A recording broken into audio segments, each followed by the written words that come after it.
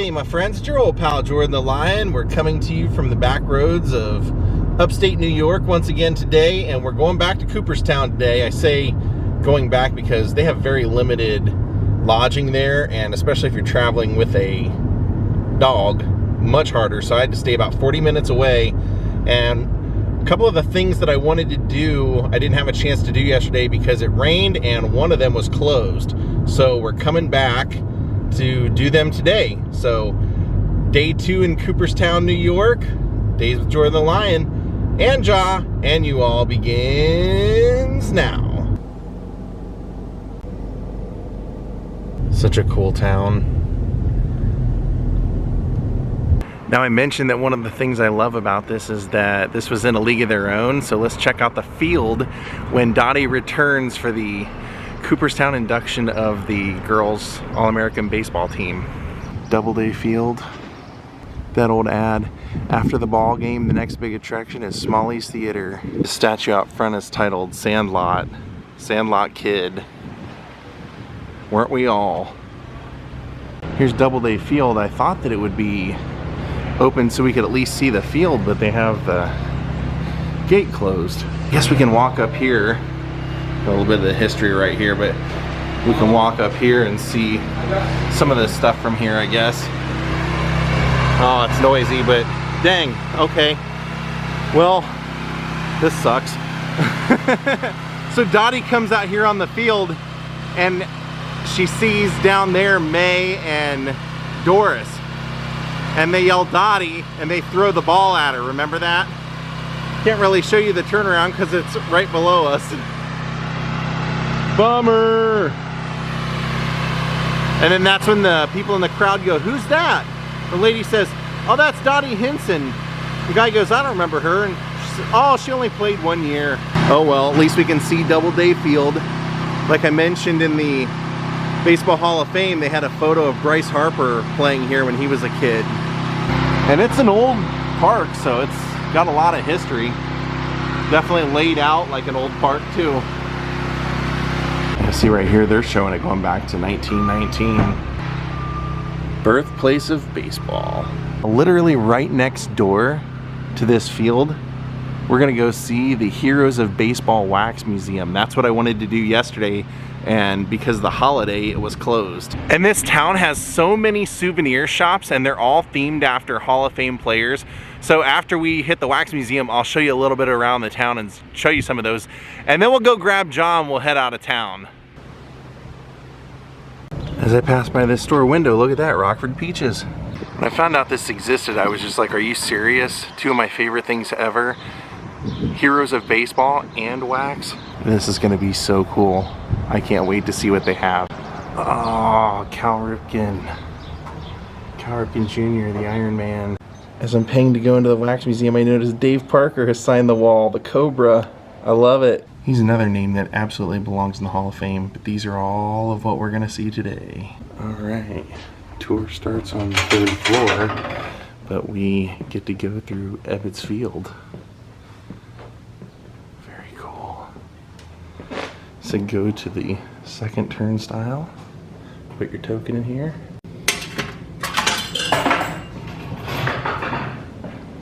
Best elevator floor carpeting ever. How about my new hat? This was my favorite player growing up, Ken Griffey Jr. I got this hat on this street yesterday. Mickey Mantle. Awesome. The great Mick.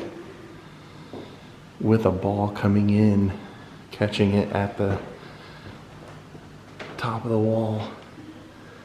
It must be so difficult to figure out what, I mean, you know, especially with somebody like Mickey Mantle, like, you're gonna have him playing, you're gonna have him hitting, how you gonna do it? One of the all-time greats. Switch hitter. In Oklahoma, they actually have 2 statues to him, and one is in his hometown, and they have him batting like right-handed, I think, there, and then one is in Oklahoma City in front of the Ball Stadium, and he's batting left in that one. And there's the famous expensive baseball card of Mickey Mantle. Basically, Topps, when they put that out, they were going out of business. They were kind of tanking, so they ended up throwing a ton of the stock into the river, I believe. And so these cards are very limited. And here's Mickey's farewell when he retired. Mickey and Maris. There he is, batting lefty. Oh, that's pretty cool. Check that out. Mickey on the left, Billy Martin in the middle, and Joe DiMaggio. Probably at an old timers game. And right beside Mickey we have If You Build It, They Will Come. Kevin Costner. I don't know. The face is perfect. The face is great. The hair, I think, could use some work. I love the concept though. And then if you flip around, you have Mickey's buddy Roger Maris, the man who broke the single season home run record from Babe Ruth. Fantastic player. It's also cool in this museum, they have a plaque telling you a lot about the player. I'm not going to sit and read each one to you, but if you come, then you'll be able to read up on each one as much as you want. That's great. They got the stadium painted behind them. And then this is kind of like a unique one. George W. Bush throwing out the first pitch, Yankee Stadium. And he's wearing the New York Fire Department sweater. Of course, big time baseball fan. He was the president during the 9/11, and they have him throwing out the first pitch. He also was one of the owners of the Texas Rangers. All right, let's see who else we have. Oh, cool, Mike Piazza as a Met. Interesting. I know he was a Met too, but and a Marlin, but I always think of him in his Dodger years. Very cool. Got the old park behind him. And then what they do is, for COVID, they have a piece of glass, but you can stand right here and you can get your photo with him if you want, if you're into that kind of stuff. I'm not really into that. The great Satchel Paige. Now this is really cool. They got Satchel Paige, and then they have Ted Williams right over here. And if you watched my vlog from the Baseball Hall of Fame, they have a bat in there that Ted Williams like splintered on the railing of the dugout because Satchel Paige got him out, struck him out.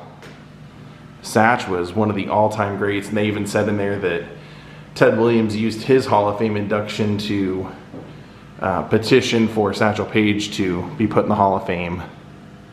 You gotta remember, Satchel Paige didn't get a play very much in the Major League Baseball league because he was in the years of the Negro League, so a lot of those players got discounted when it came to Major League Baseball stats.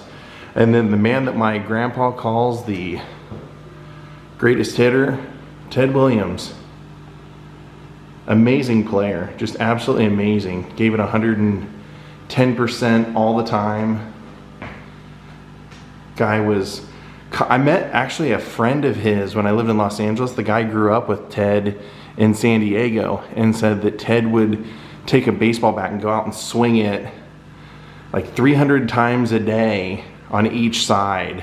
He was just obsessed with baseball growing up. He had a pretty rough childhood, so he really found himself in baseball. They have a quote here that says, if the average player was going to bat 4 times in a game and got hits in first 3 times up, he'd be satisfied even if he failed the 4th time up. He'd relax after the 3rd hit. Ted was his most vicious his 4th time up. That's what set him apart. And that's true. There's a great story when Ted was like gonna end up with over 400 batting average and everything. They're like, Ted, you know, do you just not want to play this last game so you can keep that average? He said, no, I want to play. And then he sent the average over 400. Amazing. And then when he passed away, he had his head cryogenically saved. And I went to the place that has it and did a vlog there, and they told me all about like the whole process and everything. It was pretty interesting. Also a war hero. Players meeting presidents. Pete Rose and Jimmy Carter. Stan Musial and JFK. Up here they have Mickey Mantle and shaking hands with Dwight D. Eisenhower. So far, I'm loving this place. Let's see who the Georges are. Probably Steinbrenner. Oh, this is great. They did a play on Seinfeld. So you just get the back of Mr. Steinbrenner and you get George sitting across from him. What a great addition. See, this is great because it's not just like historical players, it's like things connected to baseball. I love that. I love that. That's the way it should be. That's how you get people that aren't huge baseball fans to get interested in baseball. Wade Boggs riding a horse through New York. Look at that. That actually happened. Why else would they have it here, right? Well, not riding it through New York, but they had him ride in on it. Isn't that great? He was, you know, I knew him mostly, I think, for his Red Sox years, but he had a great career. He actually was one of the reasons that they had to make a rule for how or what team you went into the Hall of Fame with, because originally I think because players would play for multiple teams, they would just let you pick what team you wanted to go in with. And then when Wade Boggs signed with the Tampa Bay Devil Rays, I believe they gave him a bonus if he would go into the Hall of Fame as a Devil Ray. So then all of a sudden I believe the rules became you have to go in with the team that you are most known for or what you won the most of your awards for. Because, you know, it's crazy because like people like Frank Robinson could have went in as an Oriole or a Red, or Ken Griffey Jr. maybe as a Red Mariner, but yeah, they went in, he went in as a Oriole and Griffey went in as a Mariner. And there's a picture of him on that horse. So here you're basically walking into the Yankee dugout. The way they have it set up, it's like they have the coaches in there, they have the bat boy up here. And what's funny is that if you come over here and you know your baseball and you look at these two, you start to figure out it's Joe Torre and Don Zimmer.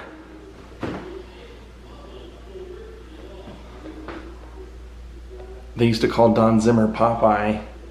He's wearing the military helmet. That's pretty cool.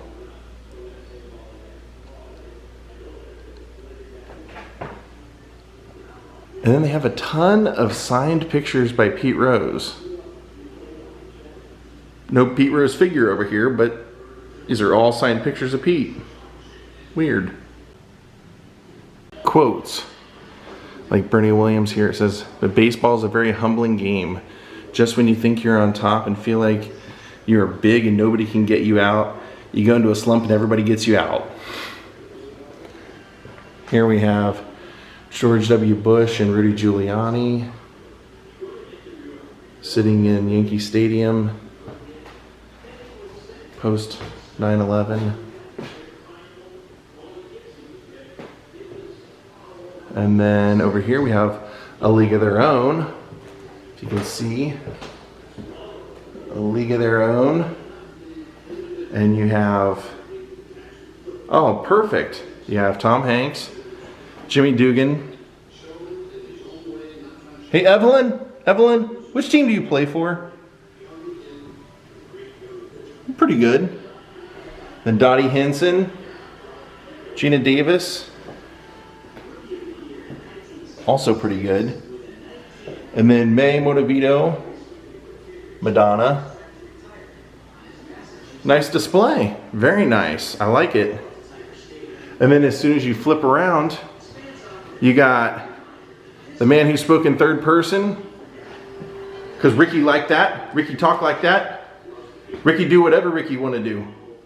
Ricky Henderson, stolen base king. Played for just about every team. He played forever. He never wanted to retire. He just loved playing. Always fun to watch, always awesome. Especially on those Oakland A teams, Yankee teams. And then my favorite, Ken Griffey Jr., like the hat that I'm wearing, nicknamed the Kid. Grew up in the Cincinnati Reds dugout, watching his dad play for the Big Red Machine. And then became a superstar for the Mariners.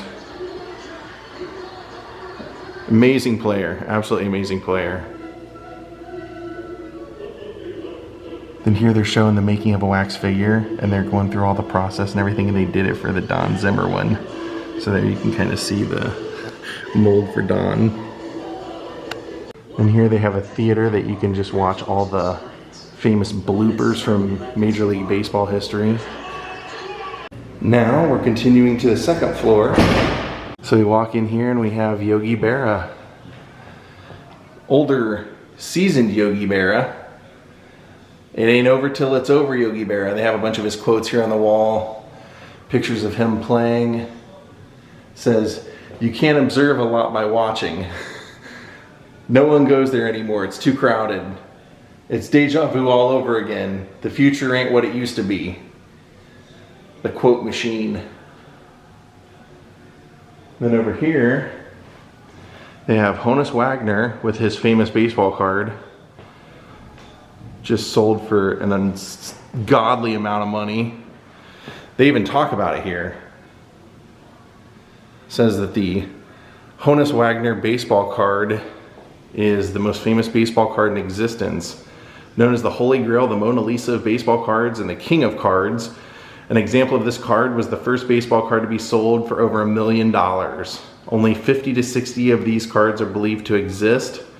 One theory for the card's scarcity is that Wagner, a non-smoker, requested the production of this card to be halted since it was being sold and marketed for tobacco products. The problem with this theory is that Wagner appears on a tobacco piece produced by Riccius in the late 1800s.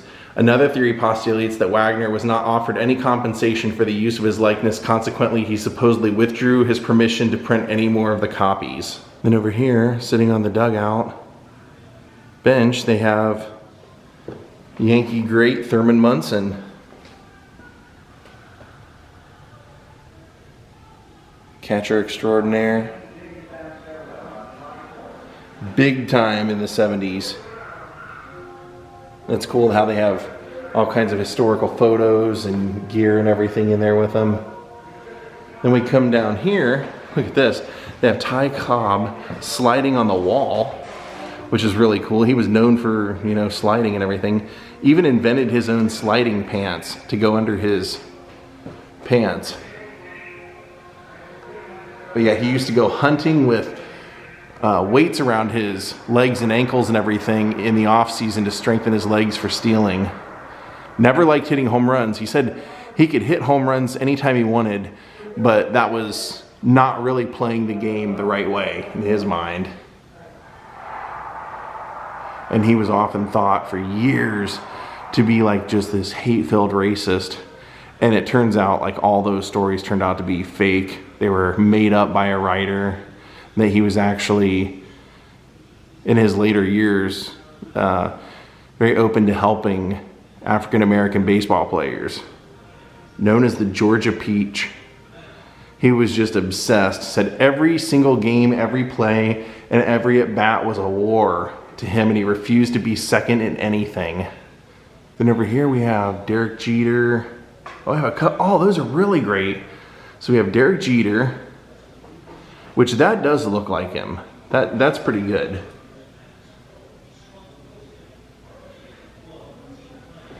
He was one of those players that, you know, I didn't want to like him because he was on a good team already, and you're like, they already win enough. They don't need to win anymore.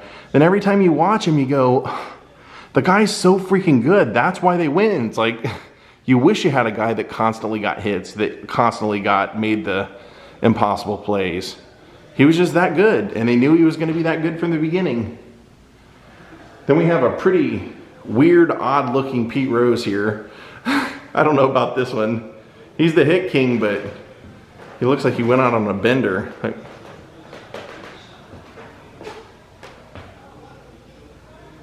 Always good hair. Always good hair.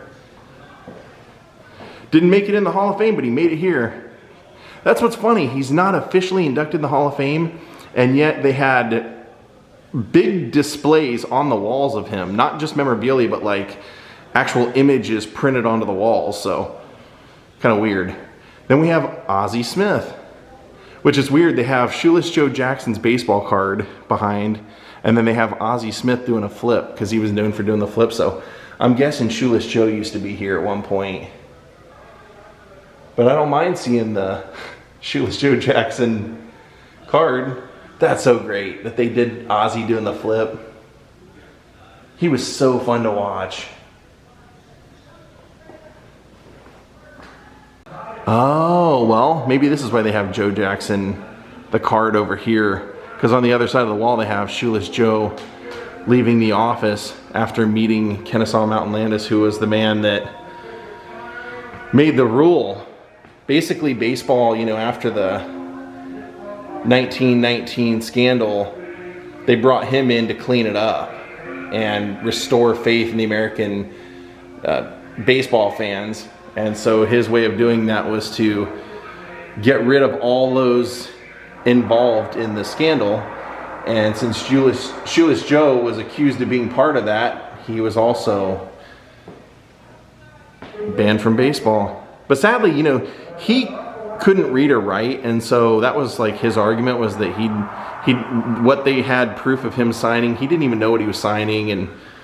But yeah, sadly, he was one of the greatest ever. Babe Ruth said he used to watch Shoeless Joe for hitting, and never going to be in the Hall of Fame. Now, speaking of Babe, look at all the money people have left here. People, for some reason, like throw coins and stuff for players they like in these wax museums. I don't really understand it, but there's a lot of money in there for the Babe.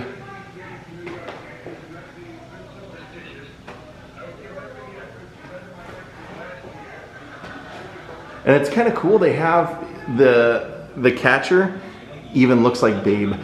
And Babe was a catcher when he first started playing, so I wonder if that was intentional or if I'm the only one that's picked up on that at all.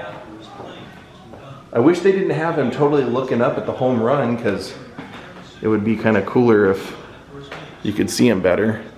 Wow. And then over here they recreated the interior of Yankee Stadium for Lou Gehrig's farewell. Nicknamed the Iron Horse. Cal Ripken became the Iron Man because he broke Lou Gehrig's streak of never missing a game. But Lou was the Iron Horse, and they called him Biscuit Pants. It's so sad. That's when he said, "I consider myself the luckiest man on the face of the earth."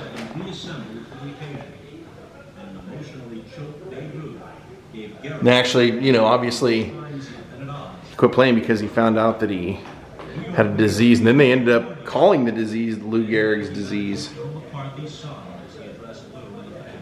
Let's see what we have in here. Lou himself spoke to the crowd. Oh, we have Catfish Hunter. Oakland A's 70s pitcher, Catfish Hunter, 60s, 70s. That's what Boilermaker always says in Bad News Bears. It's a pretty good one. It's got the old style jersey and stuff. Then I missed this little room. Oh, wow. That's Abner Doubleday. Oh, no, that's Alexander Cartwright. I'm sorry. Alexander Cartwright and Abner Doubleday. For some reason I thought that was Doubleday, but it's not. Cartwright, he was officially credited as getting the U.S. Congress invention of baseball. And then here's Abner Doubleday. And then you have all kinds of cool memorabilia in here, but it's so dark, can't really see it, so we'll move on to Jumpin' Joe DiMaggio and Marilyn Monroe. Did not expect that. Inside that San Francisco home that I vlogged, Joltin' Joe, the Yankee Clipper. Yeah, if you want to see, go look up on my channel his grave site, Joe DiMaggio's grave, because I also went to his childhood home and the home that he lived in with Marilyn Monroe. It's a very cool display. It's kind of strange having them on the staircase. I mean, I just would not have expected it.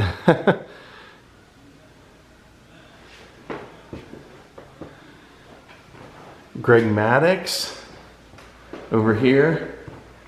Amazing pitcher. And then the great Mariano Rivera, Yankees closer. Unhittable. Guy had like one pitch and he knew it was coming and nobody could hit it. It's the beauty of baseball. Now they're showing the tallest and shortest players in Major League Baseball. Randy Johnson at 6'10". I think Roush was 6'11" actually. And then Eddie Gaedel is 3'7". So here's Eddie playing for the St. Louis Browns, standing next to Randy Johnson when he was a Diamondback. Huge difference. I always loved Randy Johnson. I thought he was a great pitcher. I never saw Eddie play. And then right behind us, Roberto Clemente,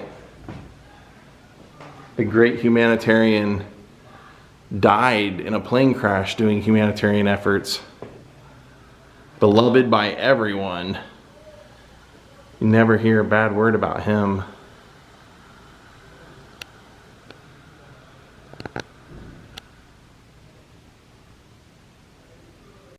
They did a really fantastic job with this one. Said he had one of the most powerful throwing arms in baseball history.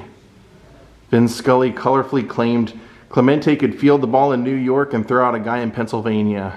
And then over here we have Jackie Robinson coming out of the Dodgers clubhouse with his quote, "All I ask is that you respect me as a human being." He was the perfect player. If they were, you know, the perfect player to bring in integration, because he was a decorated war hero. He had attended UCLA. He had just, you know, he had done everything right. There was nothing that anybody could really criticize him for, other than the obvious thing and just the color of his skin. And then you look at baseball now and it's like you have players from everywhere, like India. You have players coming from Australia. You have players from the Dominican Republic. It's really interesting. The great Jackie Robinson.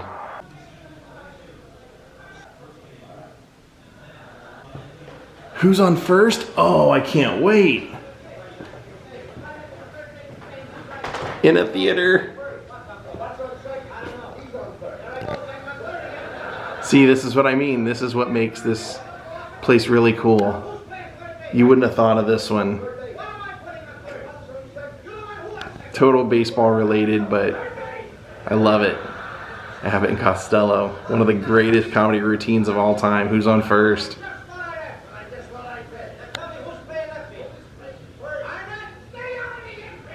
And on that, we just finished the museum. And here they have a motorcycle signed by a bunch of players, because I see Yasiel Puig right there.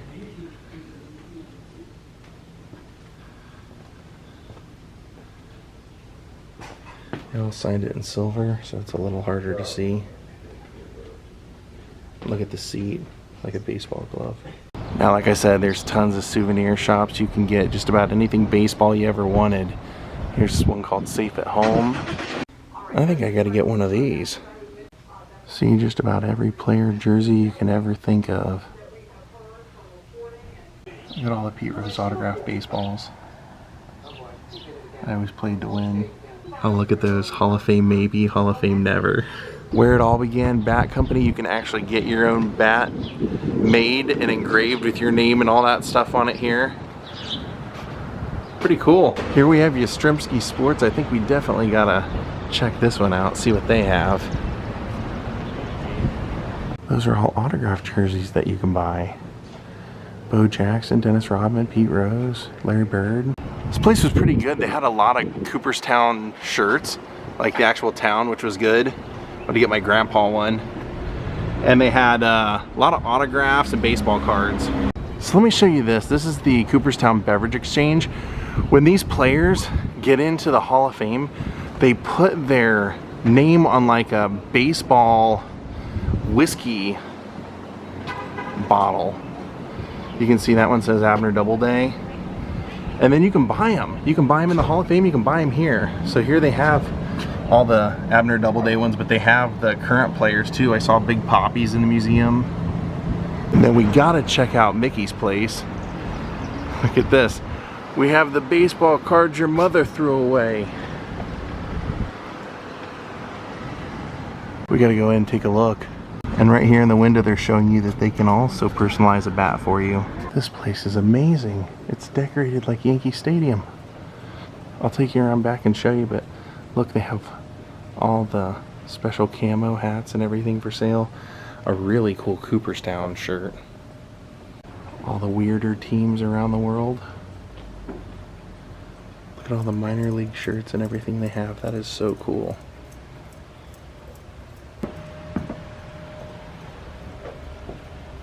How you going?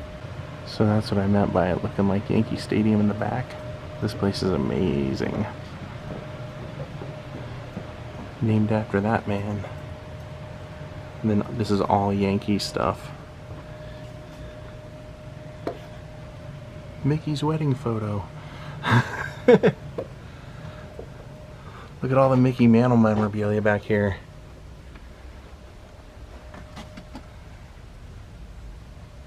Well, that's actually just, it's all Yankees.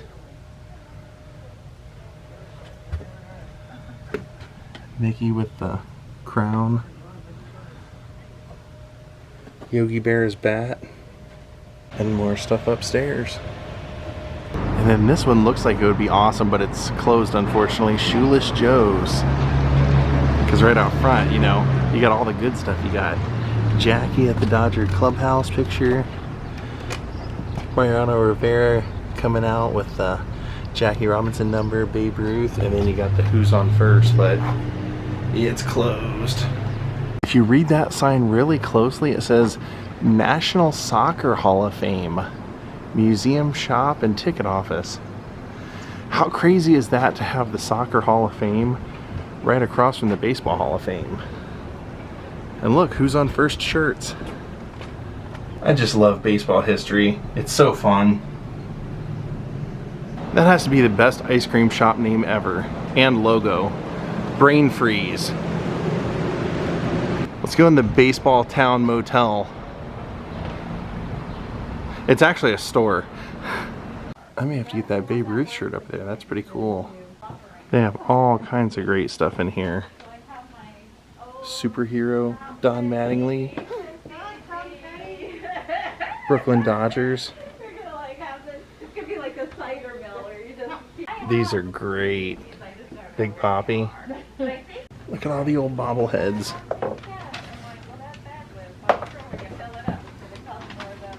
These are serious old-timer hats. Old Cincinnati Red hats. Here's the fun novelty stuff. You've got Sandlot, You're Killing Me Smalls. You've got League of Their Own. They actually have that whole rack of Rockford Peach uniforms. Look at that blanket up there. It's got the whole routine written out. And if you need a sign of your favorite team, I guarantee they have your team. Look at that. See, there's the reds. They got them all. The natural. So I'm gonna go ahead and get one of these. So I think we're gonna start heading out and go grab Jaw now. What do you say, Jaw? Let's hit the road and go somewhere else, huh? Make some more vlogs. Well, my friends, we're gonna call it a day. Thank you all for watching. We gotta make our way south. We'll see you all next vlog. Have a great night and goodbye.